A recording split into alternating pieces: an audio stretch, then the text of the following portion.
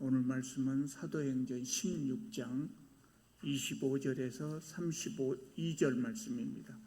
신약성경 제가 가진 성경은 216쪽에 있습니다.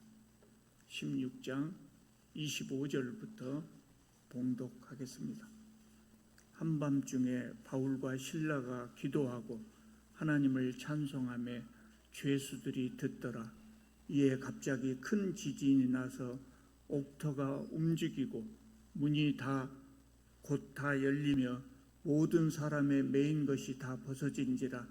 간수가 자다가 깨어 옥문들이 열린 것을 보고 죄수들이 도망한 줄로 생각하고 칼을 빼어 자결하려 하거늘 바울이 크게 소리질러 이르되 내 몸을 상하지 말라. 우리가 다 여기 있노라 하니 간수가 등불을 달라고 하며 뛰어들어가 무서워 떨며 바울과 실라 앞에 엎드리고 그들을 데리고 나가 이르되 선생들이여 내가 어떻게 하여야 구원을 받으리까 하거늘 이르되 주 예수를 믿으라.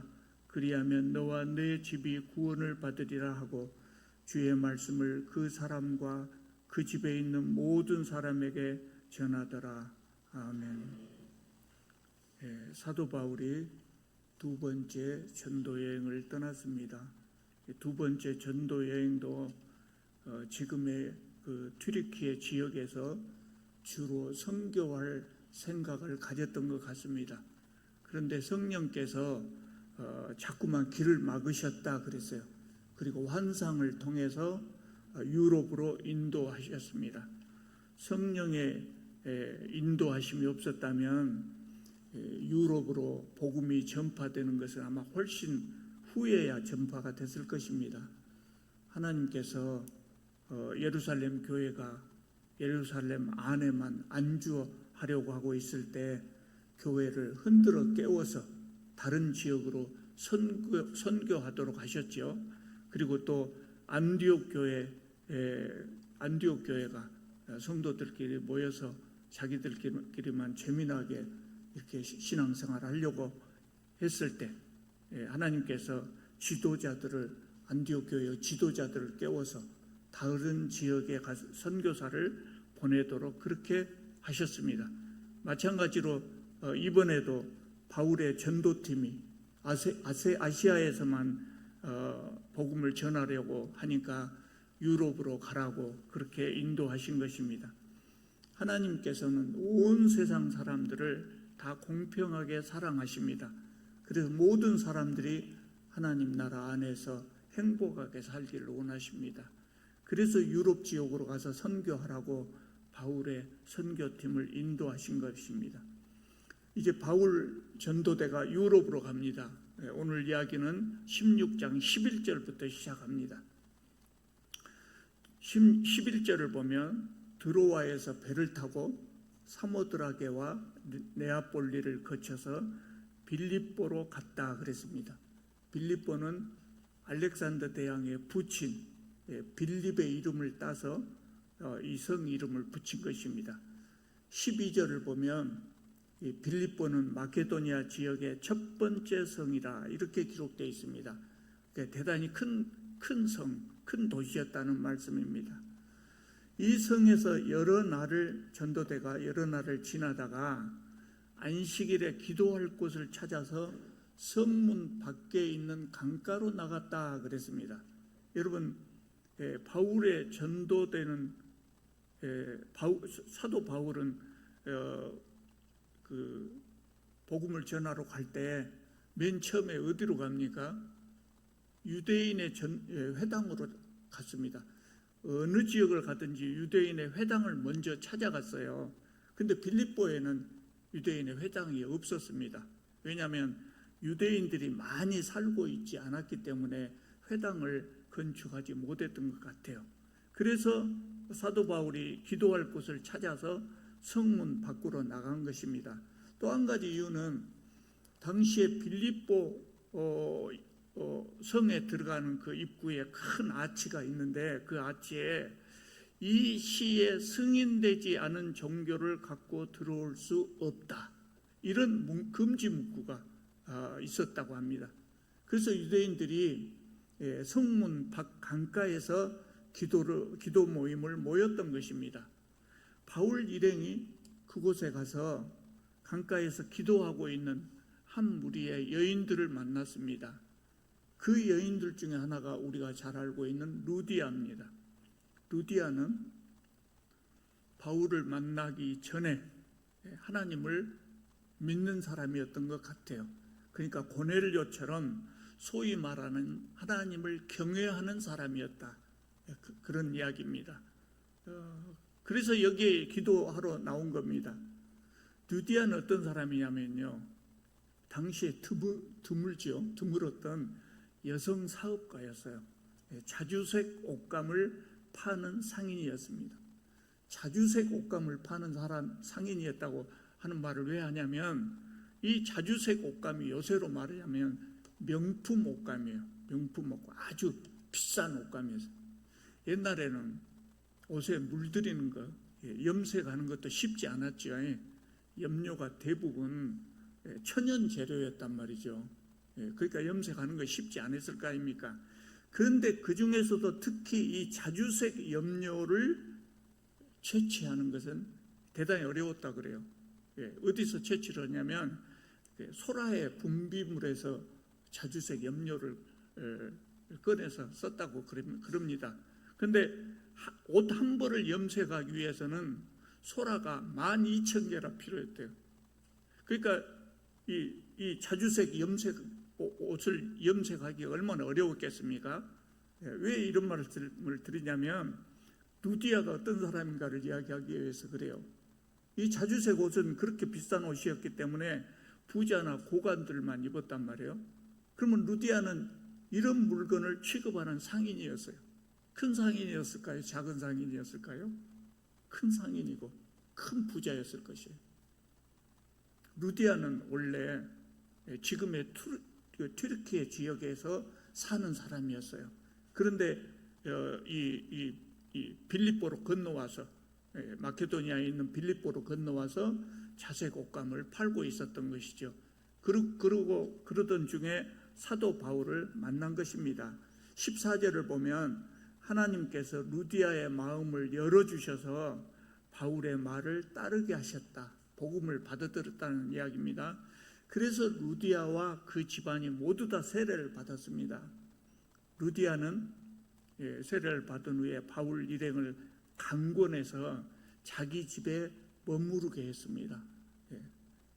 루디아의 후원이 복음 전파에 큰 도움이 된 것이죠. 여러분, 옛날 사람들은 먼 길을 다니기가 참 어려웠을 것 같아요. 그냥 걸어 다니니까 당연히 어렵지만 그것 말고도 먼 길을 여행을 하면 뭐가 필요합니까?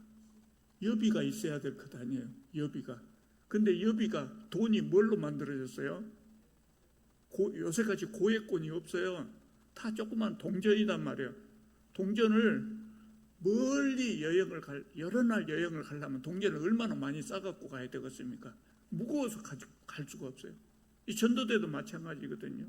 여러 날, 몇 년이 걸리기도 하는 이 전도 여행입니다. 그런데 큰 돈을 지니고 갈 수가 없지요.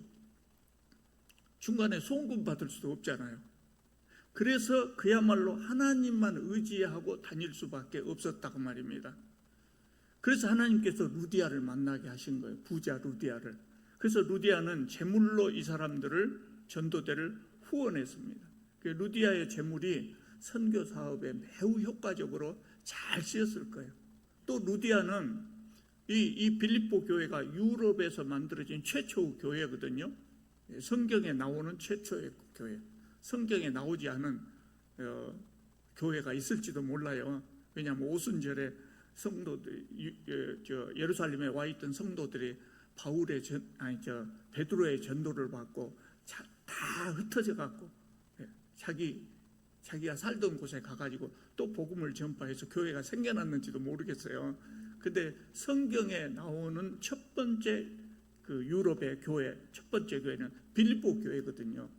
이 빌립보 교회의 예배 장소로 루디아가 자기 집을 제공했어요. 그러니까 루디아의 집이 빌립보 교회의 예배당이 되었단 말이죠. 그 루디아가 빌립보의 교회가 세워지게 하는데 큰 공헌을 한 겁니다. 하루는 바울 일행이 기도하는 곳에 가다가 귀신 들린 여자를 만났어요. 이 여인은 귀신의 도움으로 점을 쳐서 돈을 버는 사람이었어요. 자기가 돈 번 것이 아니라 자기의 주인들이라고 하니까 이상하죠. 이 점치는 여자를 여러 사람이 소유하고 있었던 것 같아요. 돈을 벌게 해주는 사람이었어요. 이 여자가 바울 일행을 알아보고 여러 날 동안 계속 쫓아다니면서 뭐라 하냐면, 이 사람들은 지극히 높은 하나님의 종으로 구원의 길을 너희에게 전하는 자라, 이렇게 소리치면서 쫓아다녔다고 했어요. 이 여인이 바울이 하나님의 종인지 어떻게 알았을까요? 여러분, 귀신은 영적 존재이잖아요. 그래서 하나님을 압니다. 하나님을 알아요. 또 우리 마음속에 성령께서 계시다고 하는 것을 그것도 알아요. 압니다. 제가 젊었을 때 들은 이야기입니다마는, 어떤 목사님이 길을 가다가 옛날에는 굿도 자주 했어요. 드물지 않게 굿도 하고 그랬다가, 굿하는 곳이 있어서 잠시 구경을 하는데 무당이 접신이 안 된다고, 혹시 이곳에 예수 믿는 사람이 있으면 좀 가주라고 그랬답니다. 귀신은 영적 존재이기 때문에 하나님을 아는 겁니다. 여러분, 점을 쳐보면 우리의 궁금한 것을 알 수 있을까요? 없을까요? 우리의 미래를 알 수 있을까요? 없을까요? 알 수 있을지도 모르겠어요. 저는 점을 안 쳐봐서 모르겠어요. 근데 알 수 있을지도 모르겠어요. 왜냐하면 그냥 점치는 사람은 잘 모르죠. 근데 귀신의 힘을 빌려서 점을 치는 사람은 귀신이 영적인 존재이기 때문에 맞는 소리를 하는지도 모르겠어요. 근데 중요한 것이 뭐냐? 문제가 뭐냐? 항상 맞추지는 못한다. 항상 미래의 일을 알고 점 보러 온 사람한테 다 가르쳐 주지는 못한다고요. 왜 그럴까요? 하나님이 그것은 허락하지 않으셔요.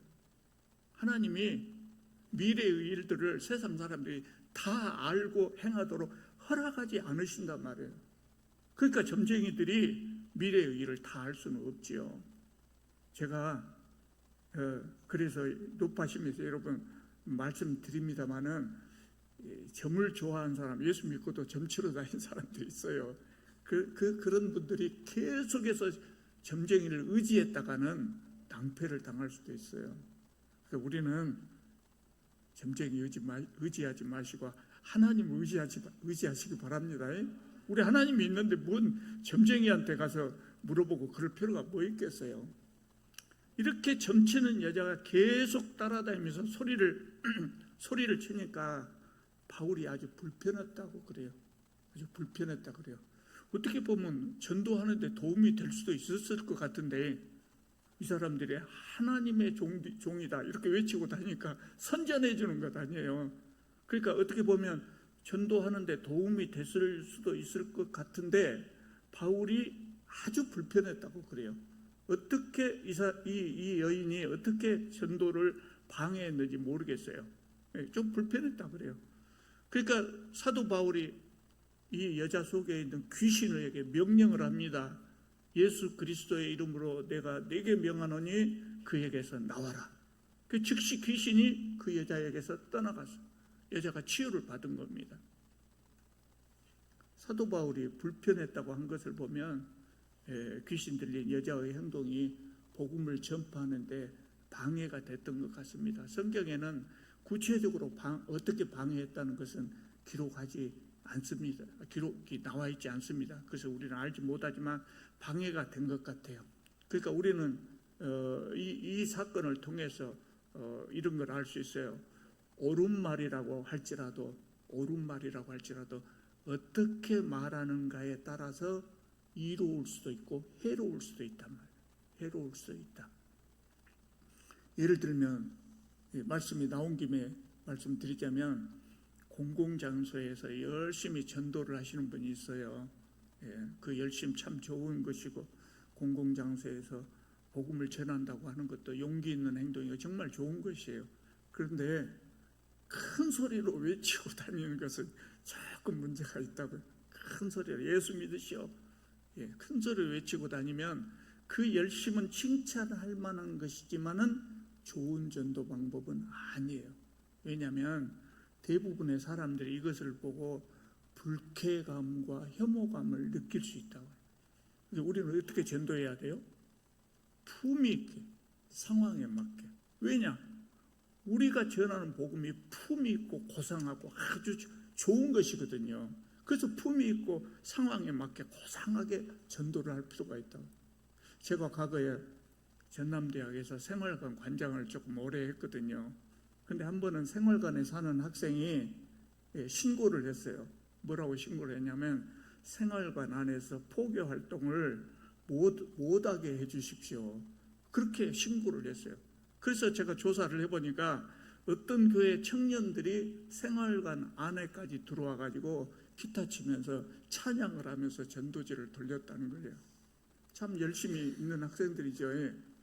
근데 생활관은 주거 공간이거든요. 우리 가정집과 같이 사람이 사는 곳이단 말이에요. 그래서 외부 사람이 들어오지 못하도록 되어 있어요. 그러니까 허락을 받지 않고 들어오면 그것이 뭐가 돼요? 주거침입이 되는 겁니다. 주거침입이 돼요. 또 생활관은 학생들이 공부하기도 하고 잠을 자기도 하는 곳이거든요. 근데 거기서 큰 소리로 찬양을 하면 누가 좋아하겠습니까? 찬양은 굉장히 귀한 것입니다.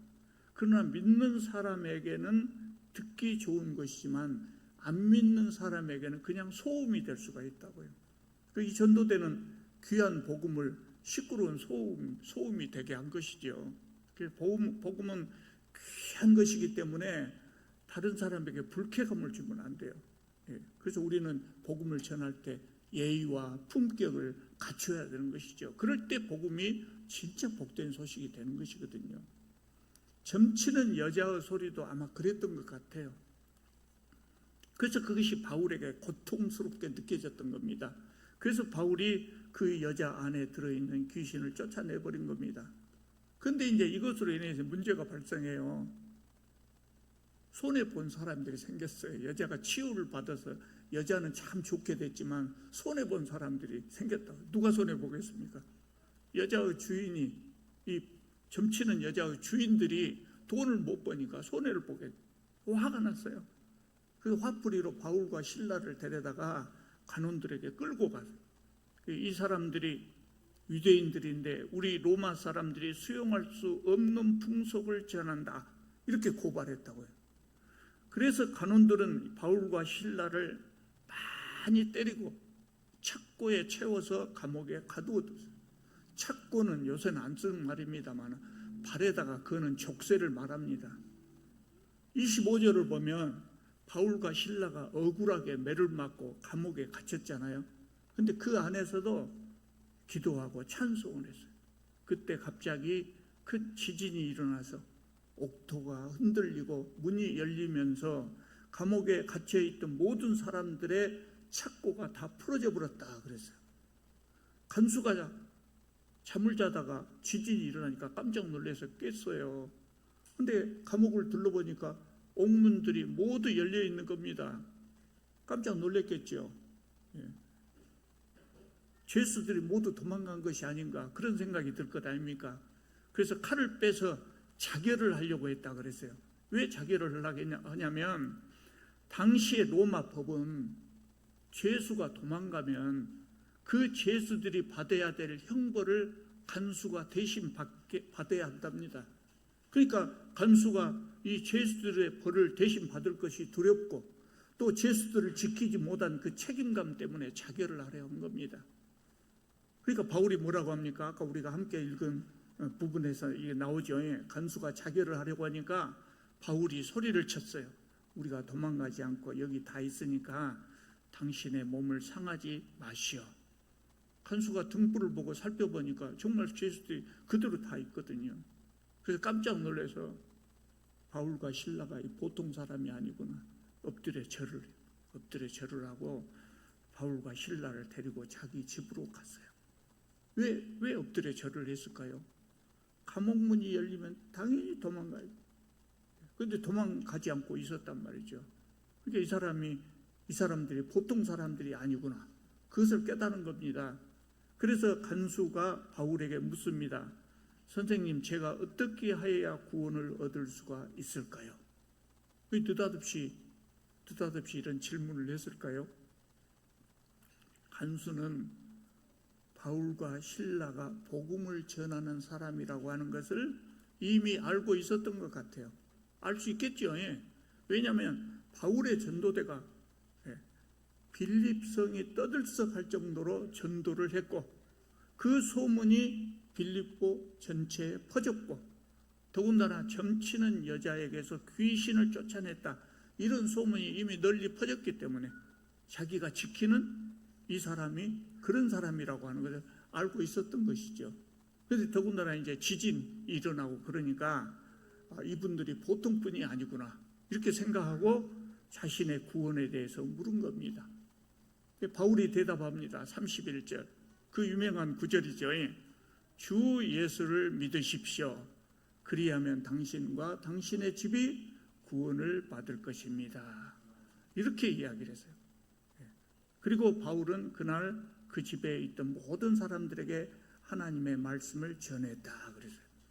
여러분, 세상에 좋은 것들이 참 많습니다. 우리나라 살기 좋은 나라가 되어가지고 세상에 좋은 것들이 참 많습니다. 그런데 우리를 죄 가운데서 구원할 수 있는 것은 오직 예수 그리스도를 향한 믿음뿐입니다. 우리를 세상의 근심과 걱정과 불안 가운데서 구원할 수 있는 것은 오직 하나님에 대한 믿음뿐입니다. 세상의 그 좋은 명예나 권력이나 재물도 우리에게 참된 평안을 줄 수 없어요. 하물며 우리를 구원할 수는 더욱 없단 말이죠. 우리에게 구원을 얻게 하는 것은 오직 예수 그리스도를 향한 믿음뿐입니다. 우리가 교회에 다니는 목적이, 신앙생활하는 목적이 무엇입니까? 가장 중요한 것이 바로 이 구원, 영생을 얻기 위한 것이거든요.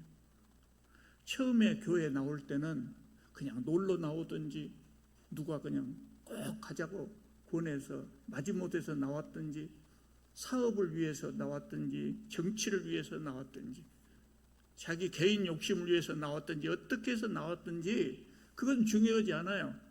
나온 다음에 예수님을 믿으면 구원을 얻고 영생을 얻는다. 여러분, 제가 나이가 좀 들어가면서 나이를 좀 많이 먹으니까 어느 날 갑자기 죽음이 제 앞에 툭 떨어졌다. 이렇게 죽음이 이렇게 가까이 온 것이 팍 느껴지더라고요. 느껴져요. 그렇게 저도 모르게 본능적으로 두려운 생각이 들었어요. 두려운 생각. 죽으면 어디로 갑니까? 낙원에 가서 하나님과 행복하게 같이 삽니다. 그것을 알면서도 그 생각하기 전에 먼저 죽음이 딱 오니까 본능적으로 두렵더라고요. 두려워. 오랫동안 죽음을 대비해서 제가 기도해오고 잘 죽어야 되겠다 생각하고 기도를 하고 했고 또 우리가 죽으면 하나님 앞으로 가서 하나님과 더불어서 영원히 같이 산다고 하는 것을 알면서도 갑자기 두려운 생각이 들었어요. 안 믿는 사람, 그때 제가 느낀 것이 그예요. 나한테 이런 두려움이 오는데 안 믿는 사람들 얼마나 무서울까? 나이가 들어가고 죽을 때가 되면 안 믿는 사람들 얼마나 무서울까? 그런 생각이 들더라고요. 여러분, 우리는 두려워할 필요가 없어요. 그렇죠? 왜 그렇습니까? 죽으면 더 좋은 곳으로 간다. 낙원에 가서 하나님과 함께 삽니다. 눈물도 없고 근심 걱정도 없고 행복한 것입니다. 그곳에서 우리는 영생을 누립니다. 주 예수 그리스도를 믿으면. 그것뿐입니까? 죽은 다음에만 좋은 세상에 갑니까? 살아있을 때는 예수 믿으면서 고생합니까? 아닙니다. 살아있는 동안에, 우리가 이 세상을 사는 동안에도 하나님의 보호하심과 인도하심을 받습니다. 우리가 하나님을 믿으면 하나님의 자녀가 되잖아요. 그러면 하나님께서 우리와 늘 동행하시면서 우리를 돌보시고, 우리가 느끼든지 못 느끼든지 간에 우리를 돌보시고 우리의 삶을 인도해 주십니다. 그래서 참된 평안과 참된 기쁨과 참된 행복을 누리면서 사는 겁니다. 믿음이 얼마나 좋은 것입니까?